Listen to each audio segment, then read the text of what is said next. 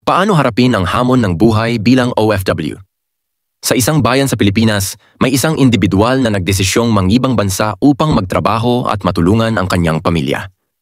Bagamat puno ng pangarap at pag-asa, dala rin niya ang hamon at takot na baka hindi na makabalik sa kanyang mga mahal sa buhay.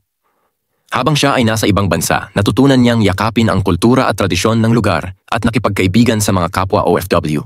Ang mga bagong kaibigan at karanasan ay naging tulay upang mapawi ang kanyang pangungulila at takot. Palagi niyang ipinapaalala sa sarili ang dahilan ng kanyang paglayo ang magbigay ng mas magandang kinabukasan para sa kanyang pamilya. Sa paglipas ng panahon, natutunan niyang balansehin ang trabaho at personal na buhay. Gumamit siya ng teknolohiya upang manatiling konektado sa kanyang pamilya at nagsimula ring mag-ipon upang sa hinaharap ay makabalik at magsimula ng negosyo sa kanilang bayan. Ang kanyang kwento ay nagsisilbing inspirasyon sa mga hamon ng takot at pangungulila ay natural na bahagi ng pagiging OFW. Ngunit sa pamamagitan ng positibong pananaw, pagtutulungan at tamang pagpaplano, ang mga pangarap ay maaaring matupad at ang mga hamon at takot ay napagtagumpayan. Kung nagustuhan mo ang video, huwag kalimutan mag-comment, mag-like, share at subscribe para sa iba pang content.